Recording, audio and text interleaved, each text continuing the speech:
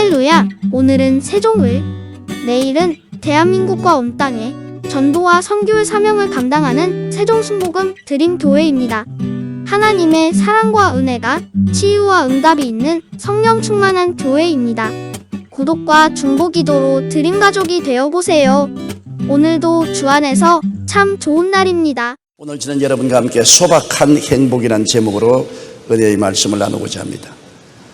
대다수의 사람들은 인생을 그저 덤덤하게 살아가고 있습니다. 그날이 그날이고 또 그날이 그날로 살아가고 있습니다. 또 다른 사람들은 인생이 고통스럽다고 말합니다. 별로 살고 싶은 곳이 아니라고 단식을 하는 사람들도 있습니다. 삶이 행복하다고 하는 사람은 소수에 불과합니다. 그러나 우리가 잘 살펴보면 소박한 행복은 다 가질 수 있고 누릴 수가 있습니다. 그 창스러운 무엇이 있어야 행복한 것이 아니라 매일매일의 생활 중 소박한 가운데서 마음속에 찌릿한 행복을 느끼면서 살아갈 수가 있습니다. 그렇게 하기 위해서는 첫째로 삶의 의미와 가치와 목적이 있어야 되는 것입니다. 삶의 의미와 가치와 목적이 있으므로 우리는 행복해질 수가 있습니다. 인간은 아담의 타락으로 삶의 고향을 잃어버렸습니다. 원래 에덴 동산에서 하나님과 함께 살도록 만들어진 인생이 범죄함으로 하나님을 버리고 에덴을 떠나서 고향을 잃어버린 사람이 되었습니다. 오늘 사람들은 모두 다 그 가슴 속에 고향을 잃어버린 상실감을 가지고 있습니다. 이사야 1장 4절에 보면 슬프다 범죄한 나라요 허물진 백성이요 행악의 종자요 행위가 부패한 자식이로다. 그들이 야훼를 버리며 이스라엘의 거룩하신 일을 만일히 여겨 멀리하고 물러갔도다라고 탄식하고 있는 것입니다.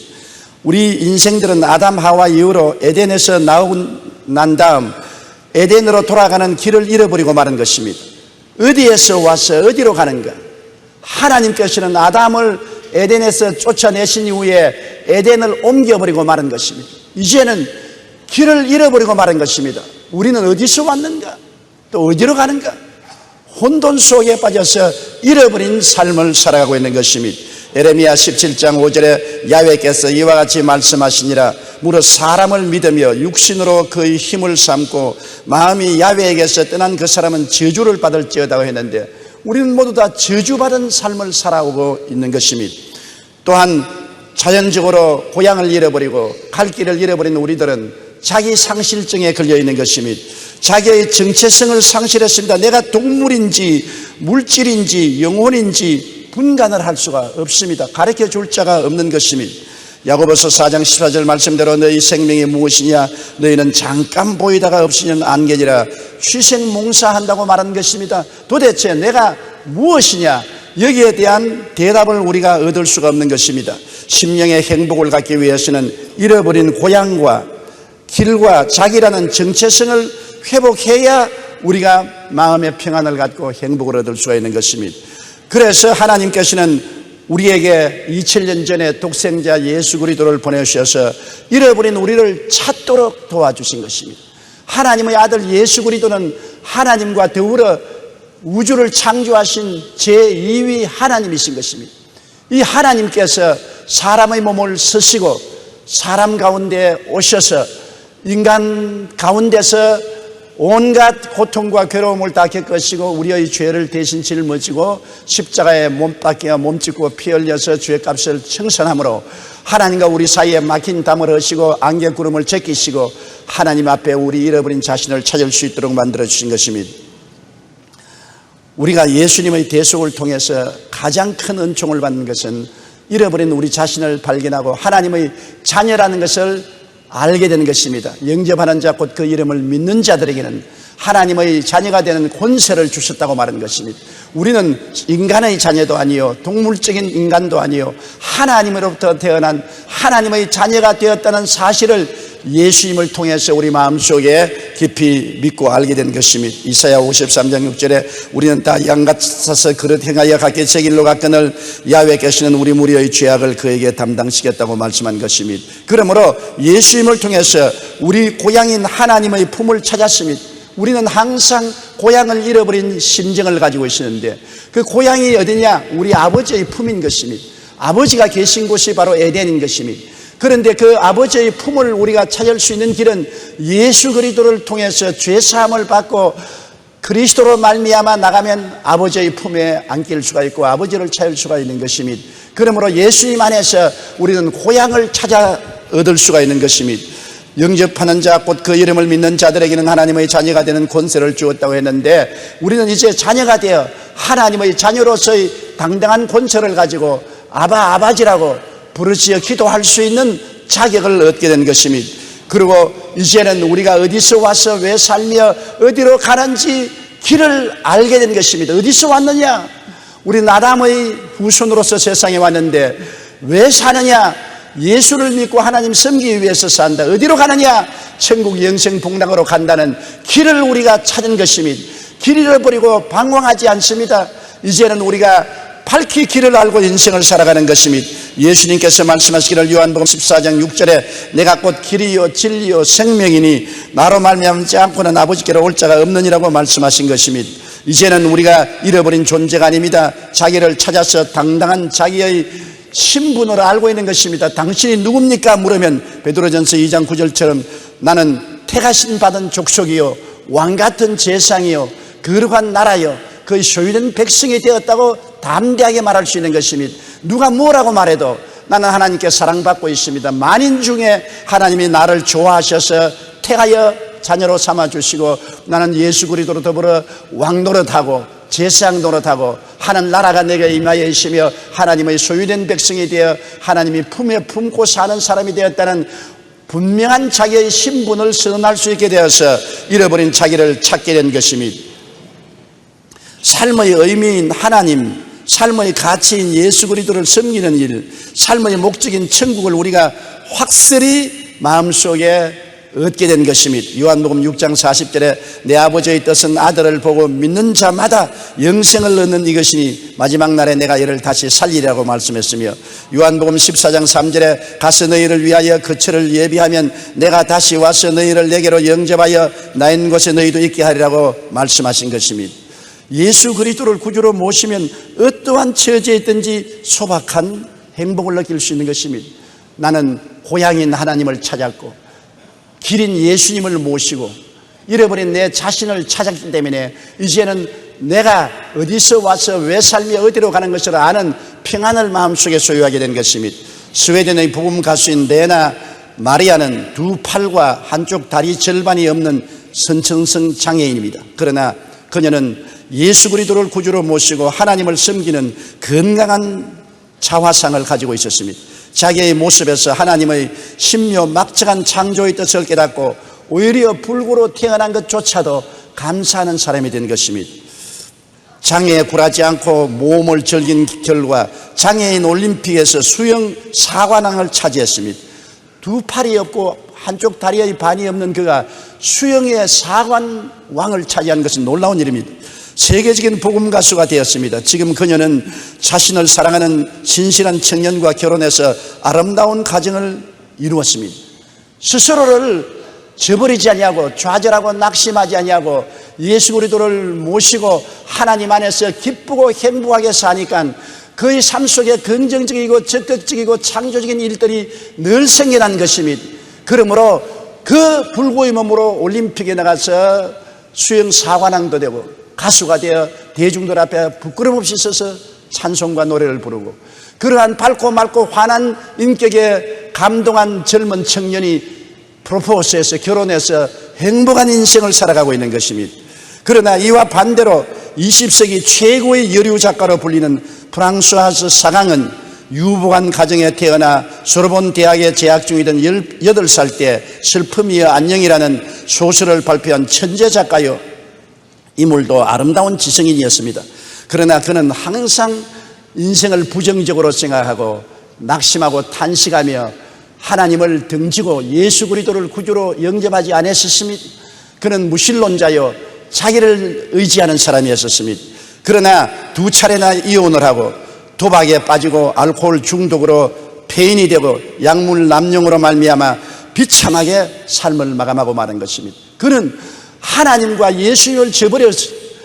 명예도 가지고 돈도 가지고 미모도 가지고 있었지만은 항상 불행하고 불만족한 것으로 꽉 들어차고 최후에는 패퇴한 인생을 살다가 처참하게 죽고 마는 것입니다.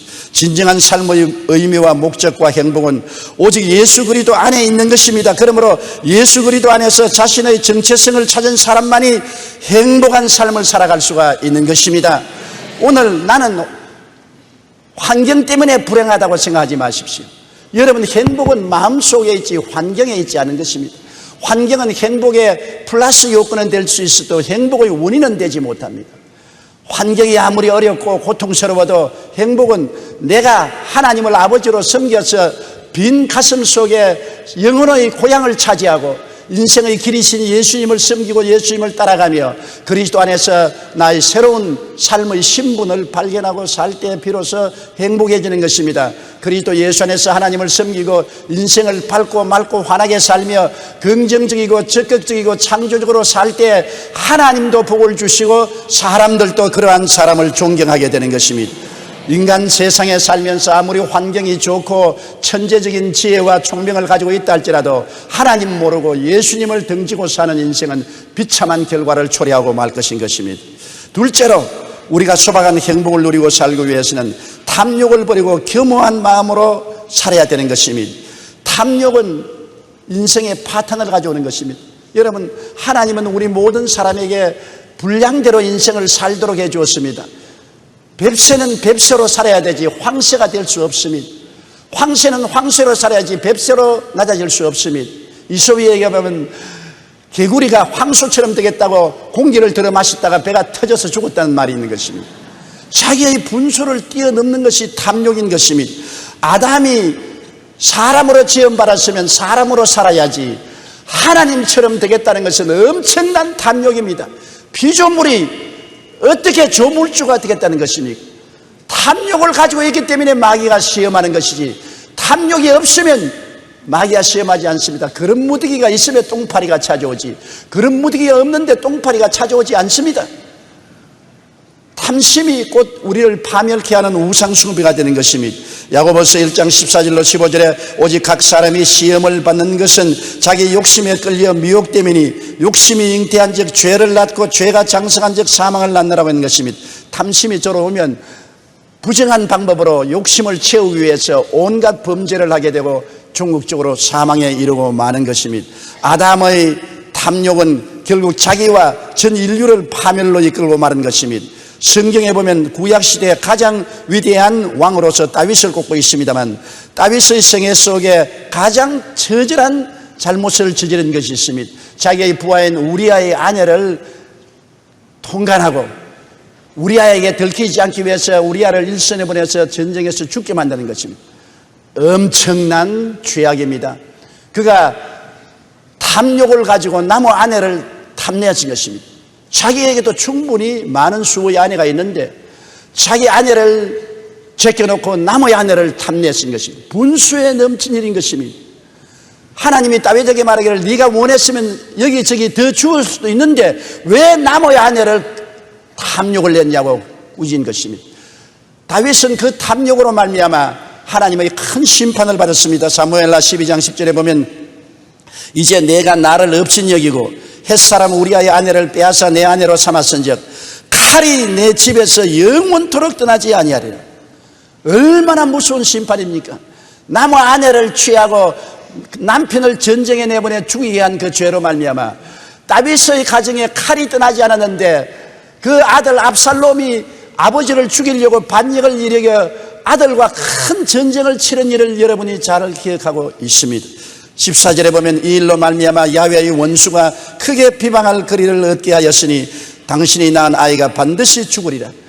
마귀가 얼씨구나 좋다고 그 기회를 타서 다윗을 참수함으로 밧세바에게 낳은 아들이 병들어서 죽고 마는 것입니다. 다윗이 탐욕을 품고 탐욕으로 행함으로 말미암아 그 삶의 파탄을 가져온 것입니다. 벤 클랭클리는 탐심에 대하여 이런 말을 했습니다. 탐욕과 행복은 결코 서로 만나지 않는다. 그러니 이 둘이 어떻게 친구가 될 수 있겠느냐. 또한 석유 재벌인 록펠러는 이렇게 말했습니다. 부자가 행복하리라고 생각하는 것은 잘못이다. 록펠러만한 부자가 어디 있습니까? 그러나 부자가 행복하다는 것은 거짓말을 했습니다. 통계에서 보면은 사람이 어느 정도의 물질만 가지면 그 이후로는 물질과 환경으로 행복하지 않다는 것입니다. 15평 집에 사는 사람이 35평 집을 얻을 때는 행복한데 35평 사는 사람이 50평 집을 살 때는 덤덤하고 별 볼 일 없다는 것입니다. 남루한 옷을 입은 사람이 좋은 옷을 사 입었을 때는 행복하지만은 나중에 화려한 옷을 입었을 때는 별로 행복하지 않다는 것입니다. 어느 정도의 물질만 가지면 그 다음에는 물질을 아무리 가져도 행복하지 않다는 것입니다. 행복은 환경이 조그마한 플러스 요건은 될 수 있어도 전적으로 환경이 행복을 가져오지는 않습니다. 행복은 예수 그리스도 안에서 아버지를 섬기고 하나님의 성령으로 충만한 은혜 속에 있을 때 행복한 것입니다. 아담과 다윗은 그들의 탐욕으로 파탄에 이르렀습니다. 탐욕이 들어오면 아무리 많이 가져도 결코 만족함을 느끼지 못합니다. 우리가 탐욕을 버리고 겸허한 마음으로 살 때 행복을 누릴 수가 있는 것입니다. 이 세상에 하나님을 의지하고 살면은 하나님의 은혜로 우리가 무엇을 먹을까, 무엇을 입을까, 무엇을 마실까 걱정하지 않고 살게 해주겠다고 하는 것입니다. 이스라엘이 애굽에서 살 때는 인간의 수단과 방법과 노력으로 살았지만은 하나님을 따라 광야로 들어왔을 때는 농사도 지을 수가 없고 논밭도 없었습니다. 짐승도 기를 수가 없었습니다. 빈손 들었습니다. 하늘만 쳐다봐야 되었습니다. 그들이 40년 동안 광야에서 하늘만 쳐다보고 하나님만 의지했지만은 헐벗지도 아니하고 굶주리지도 아니하고 배고프지도 아니하고 목마르지도 아니한 것은 하나님이 그들을 돌보아 주시기 때문인 것입니다. 우리가 이 광야 같은 세상을 살면서 우리가 인간의 수단과 방법과 노력이 모자란다 할지라도 하늘을 쳐다보고 하나님을 섬기면 하나님이 우리에게 복을 주셔서 먹고 입고 마시고 살게 만들어 주시겠다고 약속하신 것입니다. 마태복음 6장 24절로 33절까지 우리 다 같이 소리내어 한번 읽으십시다. 한 사람이 두 주인을 섬기지 못할 것이니 혹 이를 미워하고 저를 사랑하거나 혹 이를 중히 여기고 저를 경히 여김이라. 너희가 하나님과 재물을 겸하여 섬기지 못하느니라. 그러므로 내가 너희에게 이르노니 목숨을 위하여 무엇을 먹을까, 무엇을 마실까, 몸을 위하여 무엇을 입을까 염려하지 말라. 목숨이 음식보다 중하지 아니하며 몸이 의복보다 중하지 아니하냐. 공중의 새를 보라. 심지도 않고 거두지도 않고 창고에 모아들이지도 아니하되 너희 하늘 아버지께서 기르시나니 너희는 이것들보다 귀하지 아니하냐. 너희 중에 누가 염려함으로 그 키를 한 자라도 더할 수 있겠느냐. 또 너희가 어찌 의복을 위하여 염려하느냐. 들의 백합화가 어떻게 자라는가 생각하여 보라. 수고도 아니하고 길쌈도 아니하느니라. 그러나 내가 너희에게 말하노니 솔로몬의 모든 영광으로도 입은 것이 이 꽃 하나만 갖지 못하였느니라. 오늘 있다가 내일 아궁이에 던져지는 들풀도 하나님이 이렇게 입히시거든 하물며 너희일까 보냐 믿음이 작은 자들아. 그러므로 염려하여 이르기를 무엇을 먹을까, 무엇을 마실까, 무엇을 입을까 하지 말라. 이는 다 이방인들이 구하는 것이라. 너희 하늘 아버지께서 이 모든 것이 너희에게 있어야 할 줄을 아시느니라. 그런즉 너희는 먼저 그의 나라와 그의 의를 구하라. 그리하면 이 모든 것을 너희에게 더하시리라. 먼저 하나님의 나라와 하나님의 의를 구하면 그 다음 일은 하나님이 돌보아 주시겠다고 약속하신 것입니다. 하나님은 인생이 아니신지라 거짓이 없었습니다. 인자가 아니신지라 시건치 아니하십니다. 하나님의 약속은 반드시 이루어집니다. 저 하늘이 무너지고 이 땅이 꺼져도 1.1핵도 변하지 않습니다. 그러므로 하나님의 나라와 하나님의 의인 예수 그리스도를 먼저 구하고 살면은 하나님이 우리의 삶을 책임져 주시는 것입니다. 그러므로 하나님을 섬기고 성수주의라고 11조 드리며 말씀 읽고 기도하며 하나님의 신앙을 실천으로 살면은 우리는 일상생활에 하나님이 돌봐주심으로 염려 없이 살아갈 수 있게 해주시는 것입니다. 소박한 행복을 누리고 살 수가 있는 것입니다. 셋째로 선한 인간관계가 행복을 가져옵니다. 우리는 어찌할 수 없이 태어날 때부터 가족을 가지고 태어난 것입니다. 하나님이 아담만 지어놓지 아니하시고 하와를 지어서 두 사람이 함께 살도록 만들어 놓은 것입니다. 창세기 2장 24절에 이러므로 남자가 부모를 떠나 그의 아내와 합하여 둘이 한 몸을 이룰지라고 말한 것입니다. 어찌할 수 없이 남자와 여자가 부부가 되어서 함께 살아야 되지, 이 함께 사는 것이 없으면 행복하지 않습니다. 또 부부가 있으면 자식을 낳기 때문에 부모 자녀의 관계가 원만해야 행복하게 살아갈 수 있는 것입니다. 부모 자녀가 원만하지 못하면 행복이 없습니다. 또 형제들이 있기 때문에 형제의 관계도 원만하게 이끌어 나가야 되는 것입니다. 또 우리 형제만 있는 것이 아니라 이웃과의 관계도 잘 맺어야 됩니다. 별 도리 없이 우리는 혼자 살지 않고 사회에서 함께 몸을 부딪히며 살아가기 때문에 이웃과도 올바른 관계를 갖고 살아야 되는 것입니다. 우리가 선한 인간관계를 위해서 항상 주님께 의지하고 상대를 이해하려고 노력해야 되는 것입니다. 이 세상에 살아와 본 사람은 모든 사람이 나와 꼭 같지 않다는 것을 알고 있는 것입니다. 모든 사람들은 자기 개인의 경험이 다르고 개성이 다른 것입니다. 경험과 개성이 다른 사람을 보고 나와 꼭 같으라고 생각할 수는 없는 것입니다. 나는 나의 세계가 있고 다른 사람은 다른 사람의 세계가 있으니 이것을 인정하고 상대를 이해하려고 노력해야 되는 것입니다. 베드로전서 3장 8절에 너희가 다 마음을 같이하여 동정하며 형제를 사랑하며 불쌍히 여기며 겸손하라고 말한 것입니다. 또 언제나 우리가 서로 좋은 관계를 갖고 살려면은 기쁨과 슬픔을 함께 나누며 살아야 되는 것입니다. 로마서 12장 15절에 즐거워하는 자들과 함께 즐거워하고 우는 자들과 함께 울라. 즐거워하는 집에 가서 울면 안 되고 우는 집에 가서 깔깔거리고 웃으면 안 되지 않습니까? 우리가 이웃에 동정하는 마음을 가지고 서로 짐을 나누어 지는 그러한 자상스러운 마음을 가져야 인간관계를 잘 유지할 수 있습니다. 그리고 무엇보다도 참는 것입니다. 첫째도 참고 둘째도 참고 셋째도 참는 것입니다. 내 마음대로 안 된다고 화를 내고 주먹을 두르면 큰 사고가 나지 않습니까? 국제관계에도 참고 또 참고 또 참아서 전쟁을 하지 말아야지. 전쟁하면 얼마나 많은 청년들이 죽습니까? 무자비하게 죄 없는 청년들이 피를 흘리고 비명 횡사하는 이런 전쟁을 안 하기 위해서는 국제관계에도 참고 또 참고 대화를 하고 또 대화를 해야 되는 것입니다. 우리 인생에도 부부간에도 참아야 되고 부모 자식 간에도 참아야 되고 형제 간에도 참아야 되고 이웃관계에도 참고 또 참고 또 참고 또 참아야 문제가 해결되고 좋은 인간관계를 가질 수가 있는 것입니다. 로마서 15장 5절에 이제 인내와 위로의 하나님이 너희로 그리스도 예수를 본받아 서로 뜻이 같이 하여 주시라고 말씀하고 있는 것입니다. 모든 겸손과 온유로 하고 오래 참음으로 사랑 가운데서 서로 용납하고 평안에 매는 줄로 성령이 하나 되게 하신 것을 힘써 지키라고 성경은 말하고 있는 것입니다. 그리고 우리는 사랑해야 되는 것입니다. 사랑한다는 것은 용서하고 화해하는 것을 말하는 것입니다. 사랑한다고 해서 뭐 뛰어나가서 얼싸안고 뛰고 꿀리라는 것은 아닙니다. 사랑하라는 것은 잠잠하게 이웃을 용서하고 화해하는 마음, 관용하는 마음을 가진 것이 사랑하는 마음인 것입니다. 남편과 아내도 늘 마음이 부딪히지 않아요. 잠잠하게 용서하고 화해하고 관용하는 마음, 이것이 부부간에 부모 자식간에 형제간에 이웃간에 있을 때 우리가 인간관계를 올바르게 가질 수 있고 행복을 가져올 수 있는 것입니다. 인간관계가 굉장히 우리 마음속에 슬픔과 고통을 가질 수 있습니다.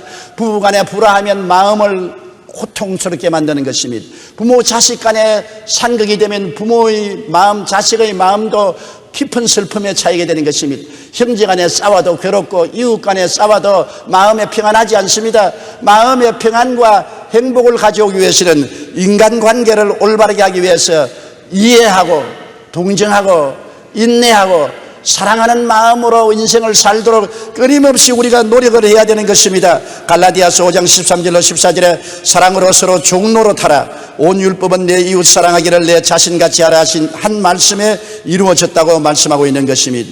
넷째로 우리가 소박한 행복을 누리기 위해서는 건강을 감사하고 건강을 즐겨야 행복해지는 것입니다. 건강함을 감사하고 즐기는 우리 삶을 살아야 되는 것입니다. 우리는 건강할 때 건강이 얼마나 소중하다는 것을 모릅니다. 그러나 건강을 잃고 보면 얼마나 건강이 소중한 것을 알게 되는 것입니다. 하나님이 건강 주신 것을 감사를 해야 행복해지는 것입니다. 건강한 것이 얼마나 감사하고 행복합니까? 오늘 또 병원에 가보십시오. 환자들이 줄을 서서 있는 것입니다. 얼마나 고통 가운데 있는 것입니까? 병들지 않고 건강하게 사는 것만 해도 절대로 행복하고 즐거운 것을 알아야 할 것입니다. 시편 6장 2절에 보면 야훼여 내가 수치하여 싸우니 너에게 은혜를 베푸소서. 야훼여 나의 뼈가 떨리오니 나를 고쳐달라고 시편 기자가 간구하는 것을 볼 수 있습니다. 우리는 시편 103편 2절로 3절에 내 영혼아 야훼를 송축하며 그 모든 은택을 잊지 말지어다. 그가 내 모든 죄악을 사하시며 내 모든 병을 고치신다고 말한 것입니다. 병을 치료받고 건강함을 가져야 행복을 누릴 수 있는 것입니다. 아무리 좋은 집에서 호의호식하고 살아도 몸이 아프면 짜증이 나고 좋은 것이 하나도 없고 고통만 꽉 들어 찬 것입니다. 그러므로 주님께 늘 건강을 달라고 기도하고 건강함을 감사 찬송을 해야 되는 것입니다. 성경에는 감사로 제사를 드린 자가 나를 영화롭게 하느니 그 행위를 옳게 하는 자에게 하나님의 구원으로 보이려 했는데, 평소에 건강할 때 건강을 감사하지 않으면 나중에 병들 때 아무리 고쳐달라 해도 응답이 잘 오지 않습니다. 있는 것을 가지고 감사를 하면은 하나님이 나중에 기쁘게 기도를 들어주시는 것입니다. 우리가 일생에 살면서 건강에 투자를 해야 돼요. 건강에 투자를 하지 않고 자연히 건강해지는 않습니다. 건강에 어떻게 투자를 합니까? 마음의 즐거움이 양약이라고 했으니까 우리가 마음의 즐거움을 항상 가지고 평안을 가지고 살려고 투자를 해야 돼요. 노력을 해야 돼요. 마음의 평화를 깨고 흔들고 마음의 화평을 잃게 하는 것은 피해야 돼요. 우리가 과도한 스트레스를 받으면 마음의 즐거움과 평화가 다 사라지지 않아요. 그런데 이 스트레스를 피하기 위해서 열심으로 하나님께 기도하고 수고하고 무거운 짐을 주님께 맡기고 말씀 읽고 기도하고 하나님께 맡기는 것을 게을리하지 말아야 되는 것입니다. 그래서 하나님을 의지하고 마음의 기쁨과 평안을 늘 가지고 있어야 되는 것입니다. 잠언서 17장 22절에 마음의 즐거움은 양약이라도 심령의 근심은 뼈를 마르게 하느니라고 하는 것입니다. 우리는 자기만 즐거워할 뿐 아니라 이웃에 즐거움을 주는 약이 되어야 되는 것입니다. 여러분이 약이 될 수도 있고 독이 될 수도 있습니다. 이웃을 즐겁게 하면 이웃의 양약이 되어주고 이웃의 마음에 근심을 끼치면 독이 될 수 있는 것입니다. 남편이 아내에게 약이 될 수도 있고 독이 될 수도 있고 아내가 남편을 약이 되게 하고 독이 될 수도 있는 것입니다. 부모가 자식에게 약이 되고 독이 되고 자식이 부모에게 약이 되고 독이 될 수 있는 것입니다. 우리가 남에게 기쁨을 주고 평안을 주면 양약이 되는 것입니다. 그러나 남에게 근심을 끼치면 우리가 남을 죽이는 독이 되는 것입니다. 우리는 인생을 살면서 언제나 이웃의 양약이 되고 독이 되지 않기를 주님 이름으로 축원합니다.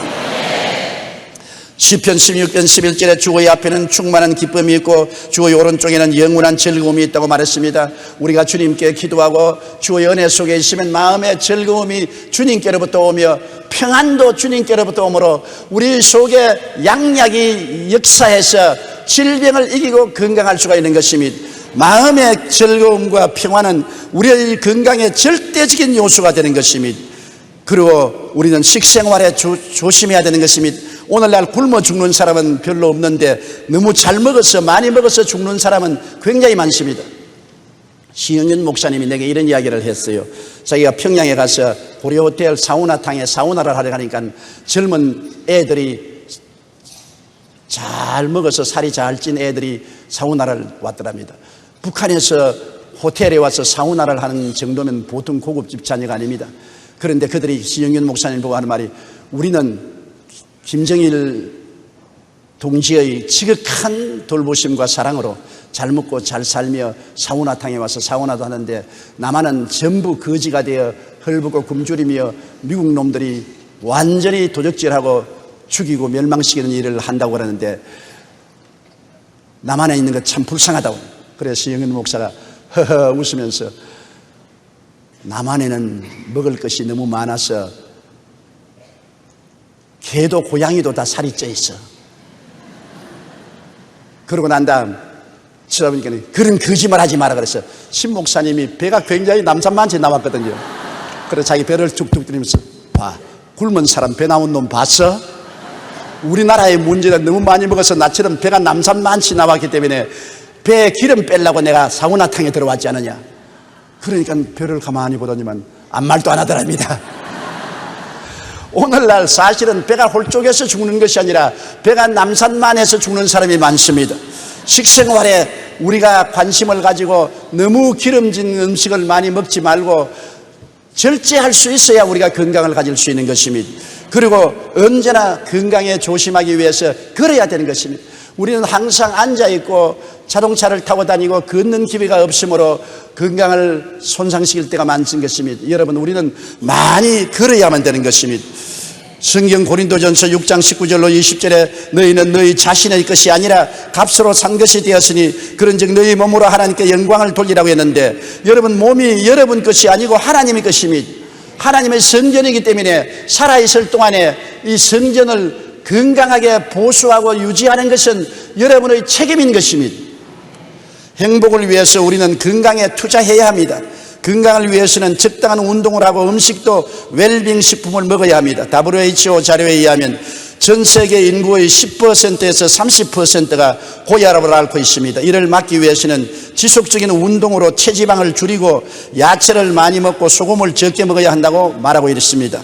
미국의 국립심장폐혈액연구소인 NHLBI에서는 고혈압을 막기 위해서는 하루 30분 이상 운동하고 체중을 관리하며 야채와 저지방 낙농식품을 즐겨야 한다고 발표했습니다. 하버드 의대와 오키나와 국제대학이 25년간 세계적인 장수촌인 일본 오키나와 주민을 생활을 연구한 끝에 발표한 장수의 비결이 이러합니다. 먼저 신선한 물을 많이 마시고 야채와 잡곡을 많이 먹고 동물성 음식과 술, 담배를 먹지 말며 운동하고 긍정적인 사고를 지니면 오래 산다, 그렇게 말한 것입니다. 물론 죽고 사는 권세는 하나님께 있지만은 하나님께서 건강을 우리에게 내준 이상 잘 돌보아야 오래 유지할 수가 있는 것입니다. 여러분이 사람이 살면 70이요 강건하면 80이라고 했는데 아무리 못 살아도 70 이상은 살아야 될 것이요, 그러기 위해서 여러분이 언제나 마음의 평안을 가지고 기쁨으로 충만하면 양약이 몸속에 충만하게 되는 것입니다. 그리고 식생활을 조심해서 하고 늘 운동하며 긍정적인 사고방식을 가지고 살면은 건강해지고 소박한 행복을 가질 수 있는 것입니다. 행복을 위해서 우리는 먼저 이와 같이 식생활 개선과 운동에 투자를 해야 건강해질 수 있는 것입니다. 우리가 항상 병원에 가서 우리 몸의 건강을 조사하는 것처럼 우리의 신앙생활에는 하나님의 병원과 세상 병원이 있습니다. 하나님의 병원은 믿음으로 하나님 병원에 입원하는 것입니다. 기도할 때마다 하나님 병원에 입원하십시오. 하나님 아버지는 내가 너의 병을 고치는 야훼라고 말한 것입니다. 우리 하늘나라 병원 원장은 하나님이 되시는 것입니다. 출애굽기 15장 26절에 나는 너희를 치료하는 야훼임이라고 했으니 우리는 우리 병원, 영적인 병원인 하늘나라 병원의 원장인 하나님 아버지가 계시고 하늘나라 약은 예수 그리스도인 것입니다. 베드로전서 2장 24절에 그가 채찍에 맞음으로 너희는 나음을 얻었다고 말한 것입니다. 하나님이 나의 의사가 되시고 예수님이 나의 약이 되심으로 언제나 의사 되시는 하나님께 기도하고 여러분 치료해 주시기를 간구하고, 예수님이 여러분의 치료약이기 때문에 제가 채찍에 맞음으로 너희가 나음을 입었다는 이 약속의 말씀을 마음속에 간직하고 항상 입으로 시인하며 살게 되시기를 바랍니다. 그러나 이와 같은 지식과 믿음이 다 있는 것은 아닙니다. 이와 같은 믿음과 지식이 없는 사람은 하늘나라 병원에 입원하지를 못합니다. 하나님이 의사인 것을 모르고 예수님이 약인 것을 모르는 사람들이 억지로 남 따라서 했다가는 큰일 납니다. 그런 믿음이 없는 사람은 세상 병원에 가고 세상 약을 먹고 세상에 의지해서 하나님의 도움을 받아 치료함을 입어 건강을 얻어야만 되는 것입니다. 삶의 의미와 목적을 발견하고 탐욕을 버린 겸허한 마음을 가지고 선한 인간관계를 유지하며 건강을 감사하고 관리하는 이 네 가지 삶의 조건을 잘 조절하면 소박한 행복을 가질 수가 있습니다. 떴다 놓았다 들썩한 행복이 아니라 남이 알지 못하는 사이에 조용하고 잠잠하게 인생을 즐기고 기쁘게 살다가 주님 나라까지 들어갈 수 있게 되는 것입니다. 우리 고개 숙여 기도드리겠습니다. 사랑이 많으신 우리 하나님 아버지요, 우리 모두는 세상 환경을 통해서 행복을 얻을 만큼 될 수는 없습니다. 그러나 하나님이 주신 것 가운데서 얼마든지 행복하게 살 수가 있사옵니다. 우리 주 예수 그리스도 안에서 삶의 의미와 목적을 다 발견해 사오니 행복합니다. 아버지여, 주 안에서 탐욕을 버리고 겸허한 마음으로 하나님을 의지하고 삶으로 행복합니다.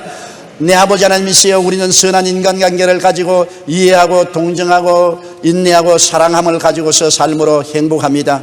하나님께서 우리의 원장이 되시고 예수님이 우리의 약이 되셔서 하나님을 의지하고 예수 그리스도의 은혜를 의지해서 치료받고 건강하게 살니 감사하고 행복합니다. 모두 다 행복을 계산해보게 하여 주시옵시고 행복을 느끼게 하여 주시옵시고 행복을 통해서 하나님께 감사하는 우리들이 되게 도와주시옵소서. 예수님 이름으로 기도드리옵나이다. 아멘.